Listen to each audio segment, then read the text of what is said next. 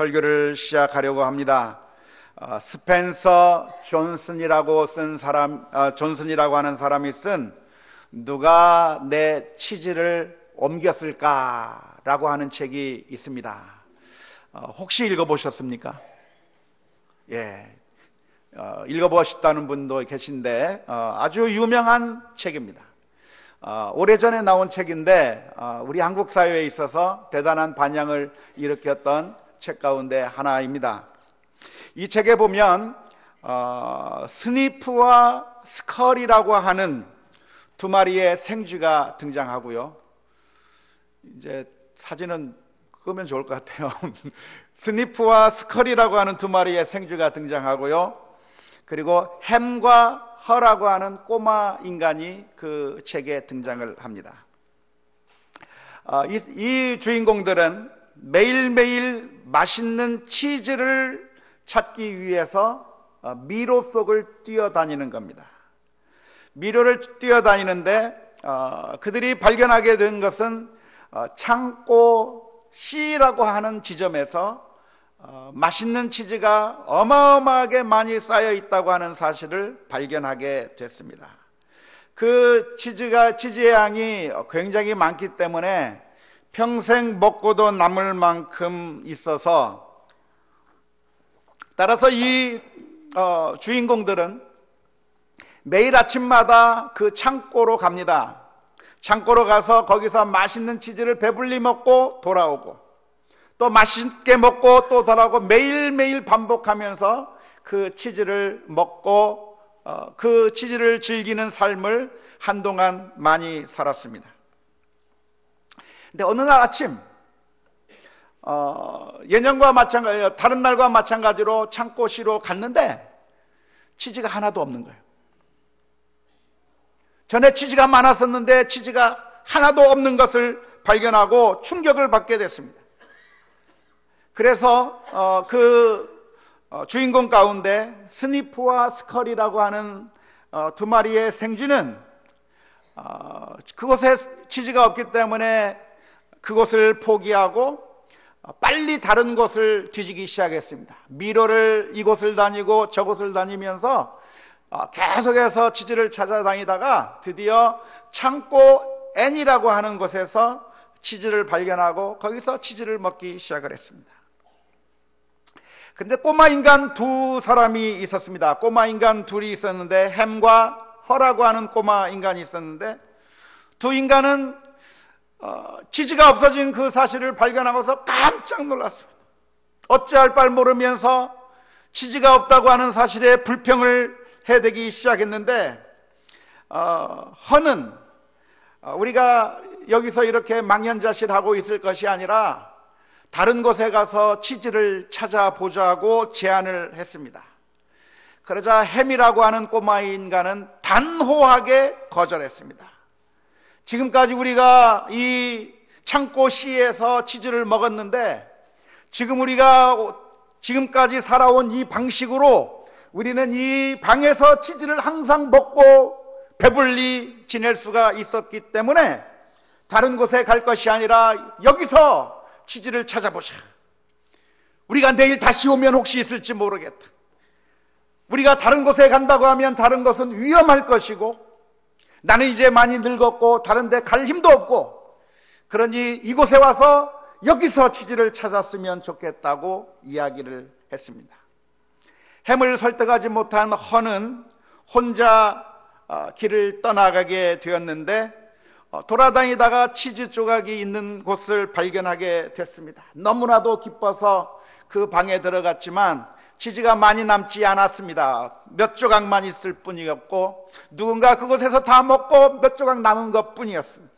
할 수 없이 허는 다시 한번 돌아다니면서 햄에게 갔습니다. 내가 다른 곳을 갔더니 치즈가 있는 것 같더라. 우리가 더 돌아다니면 치즈를 발견할 수 있을지 모르겠다라고 이야기를 했습니다. 하지만 햄은 단호하게 거부하게 되었고, 허만 할 수 없이 찾아가서 나중에 그 창고를 발견하고 거기서 치즈를 먹었다고 하는 그런 우화가 있습니다. 책은 안 사셔도 돼요. 왜냐하면 이게 내용이 전부입니다. 제가 설명한 거 전부입니다.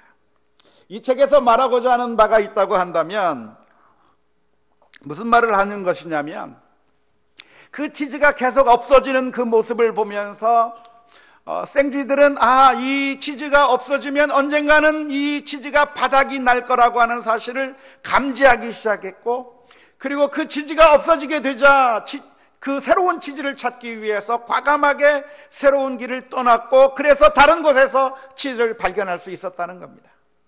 하지만 꼬마 인간 두 사람이 서로 다른 반응을 보였던 것처럼 우리 인간들도 우리들의 모습을 비유하는 것이라고 생각하는데요, 우리 가운데도 결국 우리의 대응이 어떠한 것인가? 어떤 사람은 지금까지 해왔던 모든 것들을 가장 최고로 좋은 것이라고 생각하면서 거기서 아무런 더 이상의 생산이 없음에도 불구하고 지금까지 거기서 성공했기 때문에 그것을 붙들고 지금은 아무런 생산을 해주지 않는 그 전통이지만 그것을 붙들고 끝까지 있다가 죽어가는 우리 인생의 모습을 풍자하면서 변화하지 아니하면 살아남을 수 없다고 하는 그런 강한 메시지를 전해주는 책이 바로 이 누가 내 치즈를 옮겼을까라고 하는 책의 내용입니다. 오늘 우리는 전통에 대해서 한번 생각해 보기 위해서 이 스펜서 존슨의 책을 가지고서 설교를 시작하게 됐는데요, 전통이라고 하는 것이 무엇인가? 전통이라고 하는 것은 과거의 성공의 경험으로부터 만들어지는 것이 전통입니다. 전통은 어떻게 해서 만들어졌는가? 전통은 예전에 있었던 성공들이 축적이 되어서 그것이 하나의 법칙으로 굳어진 걸 가리켜서 전통이라고 이야기를 합니다. 그리고 이러한 전통이라고 하는 것은 우리들에게 상당한 아주 큰 유익을 가져다 주고 우리 인류가 발전하게 되는 아주 정말 중요한 역할을 한 것이 전통이라고 생각을 합니다. 사람과 동물과의 차이점이 있다고 한다면, 사람은 과거로부터 배우고 전통으로부터 배울 수 있다고 하는 것이 사람의 특징입니다. 사람은 자신이 습득한 그 지식을 자신만 갖고 있는 것이 아니라 그 후대의 사람들에게 전달해주고, 후대의 사람은 선조가 배웠던 그 지식을 배우고 또 더 발전시켜서 또 다른 지식을 또 후대에 물려주고 또 물려주어서 우리 지식의 발전, 과학의 발전이라는 것이 아주 기하급수적으로 성장하게 되는 것이 우리 인간의 문명이라고 말할 수 있습니다. 하지만 동물은 어떤 존재인가? 동물은 과거의 실패로부터 교훈을 배운다거나 과거의 성공으로부터 지식을 쌓는 인간과는 달리 항상 처음부터 다시 배우는 게 동물이에요. 부모 세대에 저질렀던 실수와 잘못들, 동물들은 그 새끼들이 또다시 그대로 반복하면서 본능에 따라서만 살아가는 겁니다. 특별히 물고기 같은 것은 자기가 경험한 것도 까먹어서 조금 전에 미끼에 물려놓고 또 무는 것이 물고기라고 한다면, 적어도 이 동물들이라고 하는 것은 자신들이 무엇인가를 발견했으면 그 발견한 지식을 자신들의 자녀들에게 가르쳐서 그 자녀들이 더 이상 똑같은 실수를 반복하지 않게 만들고, 그리고 자신들이 성공했던 것에 근거해서 더 높은 차원으로 지식을 발전시켜 나가게 만들 수 있는 능력이 동물들에게는 없는 것 같습니다. 모르겠어요. 동물학자가 이야기하면은 다르게 얘기할지 모르겠지만 적어도 제가 느끼기에는 그렇습니다. 하지만 우리 사람들은 과거로부터 지식을 축적할 뿐만 아니라 그 축적된 지식을 통해서 더 나은 단계로 넘어갈 수 있는 것이 사람입니다.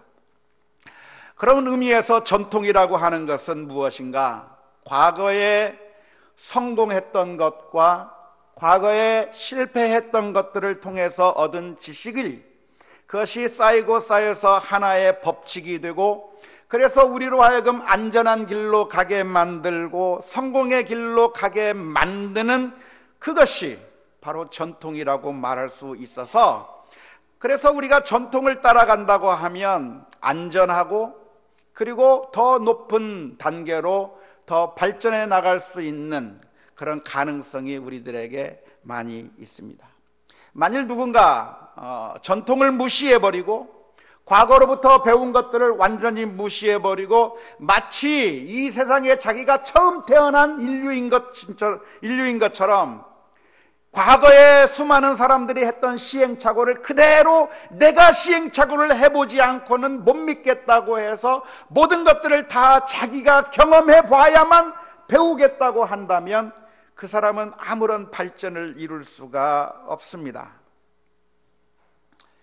이미 가지고 있는 책을 읽어보면 다 해결되는데, 이미 선조들이 만들어 놓은 그 지식들을 배우기만 하면 다 알 수 있는데, 그것을 일일이 자기가 시험해 봐야만 하겠다고 어느 버섯이 독버섯이고 어느 버섯이 먹을 수 있는 버섯인지 이미 책에다 나와 있고 사람들이 다 알려주고 있음에도 불구하고 나는 직접 먹어보고 확인해 봐야 되겠다고 말하면 그 사람은 더 이상의 발전이 없을 것 같습니다. 신앙생활은 무엇인가? 신앙생활에 있어서 전통은 어떤 위치를 차지하고 있는가? 역시 우리 신앙생활을 함에 있어서도 전통은 아주 유익하다고 말할 수 있습니다. 우리가 신앙생활을 그냥 처음 맨 땅에 시작하는 것이 아니라 지금까지 쌓아왔던 여러 가지 신앙적인 전통 하에서 그 전통의 근거 위에서 신앙생활을 한다고 하는 것은 너무나도 중요하고 아주 참 유익한 것이라고 말할 수 있습니다. 바울 사도는 고린도 교회를 향해서 이렇게 이야기했습니다. 고린도전서 11장 1절 말씀에 내가 그리스도를 본받는 자 된 것 같이 너희는 나를 본받는 자가 되라 그랬습니다. 바울 사도가 고린도 교회를 향해서 말하기를 여러분들은 예수님을 본받으십시오. 나를 본받지 말고 예수님을 본받으십시오. 그렇게 말하면 훨씬 더 멋있고 그게 더 맞는 말인 것 같은데, 놀랍게도 바울 사도는 예수님을 본받으라고 그렇게 직접적으로 말하지 않고 내가 그리스도를 본받은 것처럼 여러분도 나를 좀 본받으라고 자기 자신을 샘플로 제시하고 있는 모습을 고린도전서 11장에서 보게 됩니다. 바울 사도가 이렇게 자기 자신을 샘플로 내놓고 나를 본받으라고 한 이유가 어디에 있을까요? 그것은 바울 사도가 아주 훌륭한 신앙적 인격을 가지고 있고 바울 사도는 어디 흠잡을 수 없을 정도로 완벽한 신앙인이기 때문에, 그래서 바울 사도를 본받아도 괜찮아서 바울 사도를 본받으라고 이야기한 것이 아닙니다. 바울 사도도 굉장히 연약한 사람이었고 성경에서 가르치고 있는 것처럼 모든 인간은 죄성을 가지고 태어나고 타락한 심성을 가지고 있기 때문에 그 누구도 하나님 앞에서 완벽한 사람이었고 하나님 앞에서는 언제나 회개해야 될 죄인이요 부족한 죄인일 수밖에 없는 것이 사람의 모습이라고 한다면, 바울 사도가 나 자신을 본받으라고 고린도 교회에 말한 것은 좀 이해하기가 어려울지 모르겠습니다. 하지만 이것은 바울 사도가 자기 자신이 완벽하기 때문에 나를 따르라고 말한 것이 아니라, 이 정도면 내가 다른 사람들에게 모범으로 나 자신을 내놓아도 좋기 때문에 그래서 자기 자신을 제시하는 것이 아니라, 이것은 마치 엄마가 아기에게 말하는 것과 같은 차원에서 말하는 겁니다. 엄마가 아기에게 뭐라고 이야기를 하죠? 얘야, 이거 한번 해봐. 갓난아기를 놓고 도리도리 해봐. 짝짝꿍 해봐.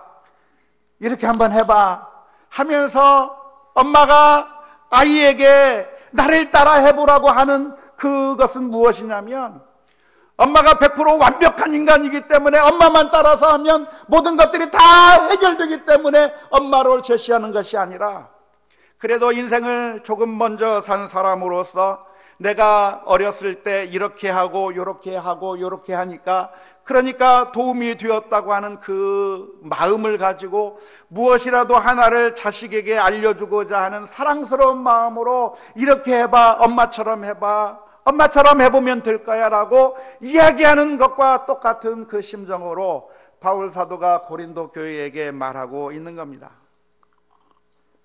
우리는 누구에게 배울 수 있는가? 우리는 모든 지식을 완벽하게 가지고 있는 박사들에게서 배워야만 완벽하게 신앙생활을 배울 수 있는 것이 아니라 사실은 누구에게 우리가 신앙생활을 배울 수 있냐면 바로 동료 크리스천들을 통해서 우리가 신앙생활을 배웁니다. 우리 성도의 공동체가 된 것은, 교회라고 하는 공동체가 된 것은 그래서 중요해요. 목사 한 사람만 바라보고 따라가는 교회 공동체가 아니라 성도가 서로 교회라고 하는 공동체를 이루어서 서로가 서로에게 도움을 주고 유익을 주는 이유가 무엇이냐면, 우리가 배울 수 있는 것은 완벽한 사람에게서만 배우는 것이 아니라 조금 더 한 발 앞에 갔던 사람을 통해서 그들의 경험과 그리고 성공과 실패를 통해서 많은 것을 배울 수 있기 때문에 그렇습니다. 학교 다닐 때 이런 경험 있지 않았습니까? 선생님이 알려주시면, 선생님이 가르쳐주시면 도무지 이해가 안 되는데, 그런데 같은 반 아이가 알려줄 때는 금세 이해가 되던 그런 경험이 혹시 있지 않으셨습니까? 아마 그런 경험들이 많으셨을 거라고 생각을 해요. 왜냐하면 선생님은 학생의 고민을 잘 모릅니다. 모를 수밖에 없습니다. 왜냐하면 학생이 던지는 그 질문은 선생님에게는 이미 과거에 아주 유치한 시절에 던졌던 질문일 뿐이고, 선생님은 그것보다도 훨씬 더 중요한 문제가 당면한 과제로 있는 것이고, 학생들이 생각하는 것보다 훨씬 더 중요한 것이 다른 것이 있다고 생각하고, 학생들이 무엇을 모르고 무엇을 질문하는가에는 상관없이 선생님이 중요하다고 생각하는 것을 가르치기 때문에, 그래서 선생님이 가르치면 학생은 도대체 무슨 소리인지 몰라서 자꾸만 고개를 갸우뚱거리게 되는데, 옆에 있는 동료가 알려줄 때는 바로 조금 전에 고민했던 바로 그 문제를 질문하니까 자기가 그 지식을 가지고 알려줄 때 오히려 쉽게, 비록 그 학생이 가르쳐주는 것이 완벽한 가르침은 아니지만 그래도 그 학생이 말하는 걸 통해서 훨씬 더 쉽게 배울 수 있었던 그런 경험들이 많이 있습니다. 그 학생이 100점짜리 최우수 학생이 아니라 그냥 중간 단계의 학생이라 할지라도 그래도 그 사람이 고민했던 그 문제를 가지고서 가르쳐주면 훨씬 더 쉽게 이해할 수 있는 것을 우리가 잘 압니다. 이와 마찬가지로 교회 내에서 우리가 신앙생활을 해나갈 때 우리의 신앙생활은 어떻게 잘할 수 있겠는가? 전통이라고 하는 것이 우리들에게 상당한 유익을 주는 겁니다. 지금까지 우리가 신앙생활을 해오고 있는데 우리의 신앙의 전통이라고 하는 것은 예수님 당시로부터 계산해 나온다면 한 2000년의 전통을 가지고 있는데, 2000년의 세월을 흐르면서 수많은 사람들이 고민했던 그 문제들과 그리고 씨름했던 그 여러 가지 문제들이 놓이고 쌓여서 지금 우리들에게 주어져 있는 것이 현재의 모습이라고 한다면, 처음으로 이제 신앙생활을 시작하는 사람이 어디에서 도움을 받을 수 있는가? 전통에서 도움을 받는 거예요. 동료 신앙생활을 하는 사람들이 어떻게 신앙생활을 하는가를 보면서, 아, 저렇게 찬송하는구나, 저렇게 기도하는구나, 저렇게 예배하고, 저렇게 전도하고, 저렇게 성경을 읽고, 저렇게 교회에서 봉사하고, 저렇게 하나님을 섬기는 일을 하는구나, 옆에 사람들을 보면서 그런 전통을 통해서 우리가 얻을 수 있는 유익들이 너무나도 많이 있습니다. 그런데 만약 신앙생활의 과정에 있어서도 그런 모든 다른 사람들의 전통들을 완전히 무시해버려서, 그런 전통들은 내가 본받을 것이 아니라 오로지 내가 성경을 읽으면서 내가 성경 속에서 제대로 그 길을 찾겠다 생각하고 다른 사람들이 무슨 이야기를 하든지 나는 성경을 읽어서 성경에서 말하는 대로 신앙생활을 하겠다라고 초보 신앙인이 성경을 읽으면서 제대로 된 신앙생활을 시작하겠다고 결심을 하는 그 순간에 신앙생활을 제대로 하는 것이 아니라 그동안 우리 기독교 역사 2000년 동안 이단으로 빠졌던 그런 문제들에 다시 한번 걸려서 그 성경 말씀을 잘못 해석해서 잘못된 이단의 길로 빠질 수도 있고, 성경에는 상호 모순되는 것처럼 보이는 그런 표현들이 있는데 그것들을 잘 이해하지 못하고 한쪽으로만 빠져서 결국 엉뚱한 결론으로 가게 되는 경우들이 너무나도 많이 있다고 하는 것을 알게 됩니다. 성경을 참조한다고 하는 것은 우리가 성경에 근거해서 신앙생활을 한다는 것은 아주 중요한 것이지만, 그러나 이미 우리 수많은 성도들이 신앙생활을 하면서 하나님에 대해서, 예수님에 대해서, 사람에 대해서, 교회에 대해서, 종말에 대해서 고민하고 고민해서 이것이 아니고 저것도 아니고 바른 성경적인 가르침이 이것이라고 하는 그 경험들을 무시해버리고 지금부터 내가 처음부터 다 살펴보겠다고 말하면 그것은 현명한 것이 아니라 오히려 바보스러운 선택이라고 말할 수 있습니다. 누군가 이미 천을 만들어 놓았고 누군가 이미 옷을 만들어 놓았다면 우리는 그 옷을 사 입거나 그 천을 사서 옷을 만들어 입으면 됩니다. 하지만 우리 가운데 그 누가 처음부터 그 누에 꼬치로부터 실크를 빼내고 또 모시로부터 또 천을 짜내서 그래서 옷을 만들어 입겠다고 한다면 옷을 제대로 못 입을 것 같습니다. 우리 신앙생활에도 이런 전통이 아주 중요한데 우리 남부교회는 우리 여러 가지 신앙의 전통 가운데 장로교의 전통과 그리고 신학적으로는 개혁주의 신앙의 전통을 따라서 우리가 신앙생활하고 있는 것은 너무나도 다행이라고 말할 수 있습니다. 이 세상에 여러 가지 신앙적인 전통이 있는데 어떤 신앙 전통들은 비성경적인 것들도 있고 심지어 잘못된 것들도 많이 있기 때문에 그렇습니다. 그런 의미에서 전통은 아주 유익하고 바람직하고 우리가 따를 수 있는 안전한 그런 것이 되는 것이라고 먼저 말씀드릴 수 있습니다. 하지만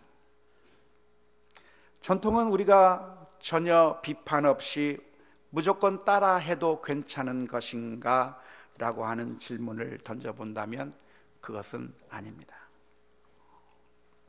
옛날에 나왔던 유머인데요, 어느 학교 시험 문제에 이런 문제가 나왔습니다. 생각하는 사람이라고 하는 조각을 만든 조각가는 누구인가? 공부 잘하는 사람이 답을 썼습니다. 로댕. 그런데 그것을 옆에서 컨닝을 한 학생이 보고 오댕이라고 적었습니다.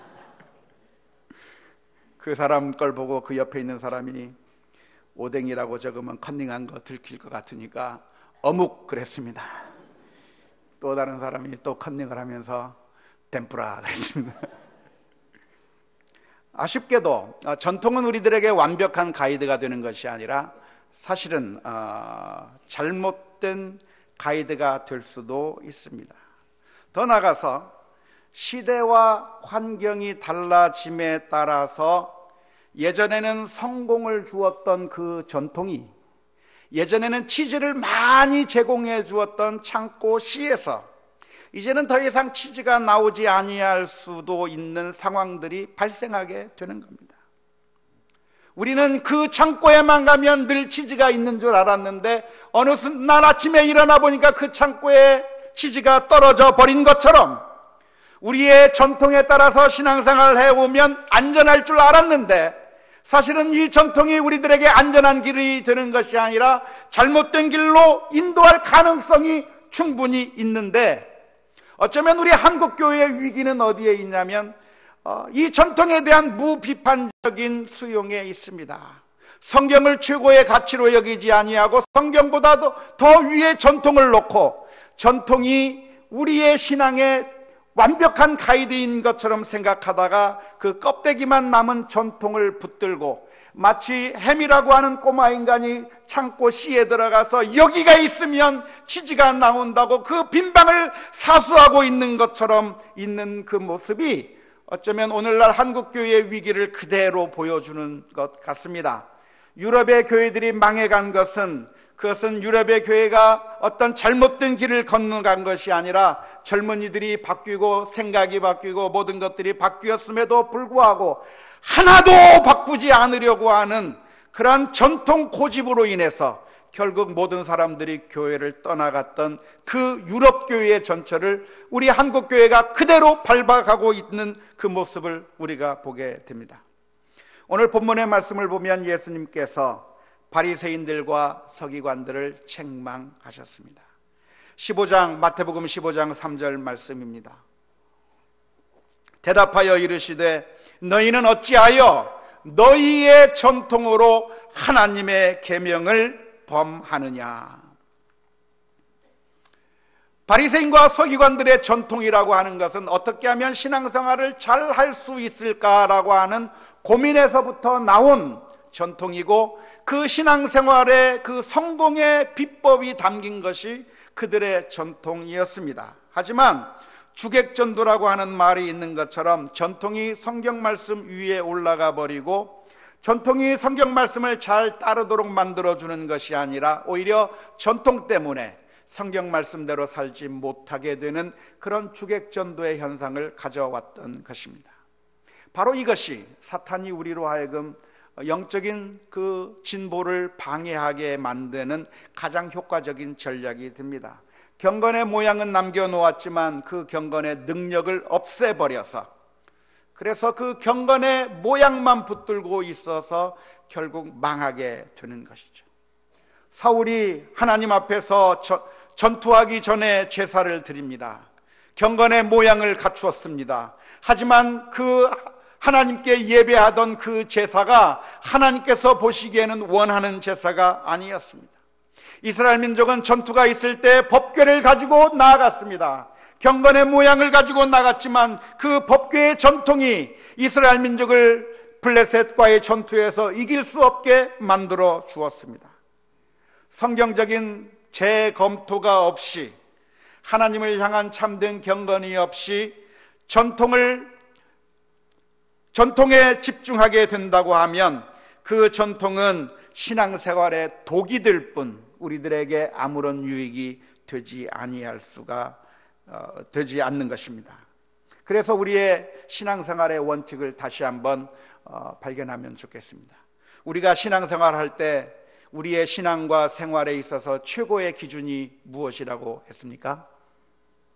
성경이죠.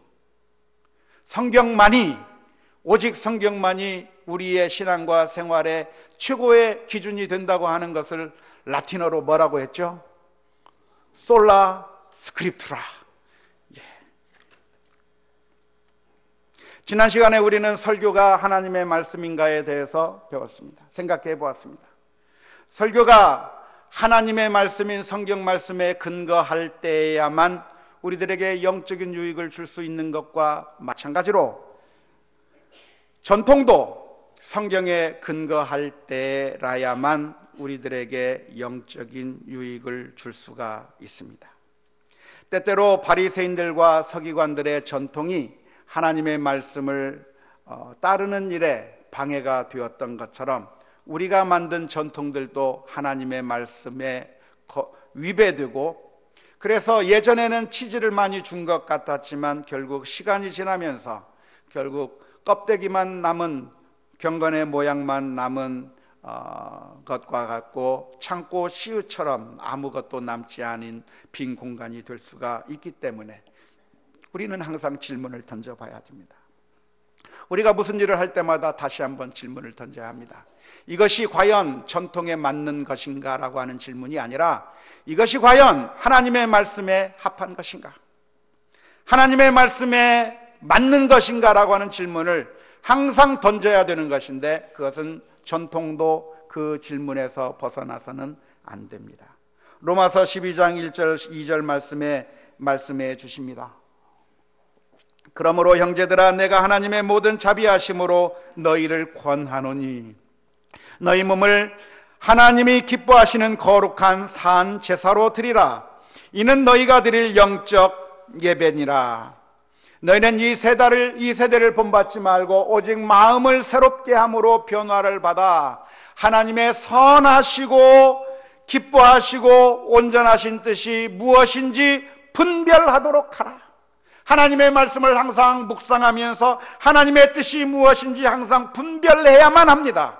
그래서 종교개혁자들은 하나의 모토를 가지고 있었습니다. 종교개혁자들이 천주교의 타락에서부터 교회를 개혁한 이후에 그들은 이제 종교개혁에서 성공했기 때문에 이제 됐다라고 말한 것이 아니라 그들은 항상 이런 모토를 외쳤습니다.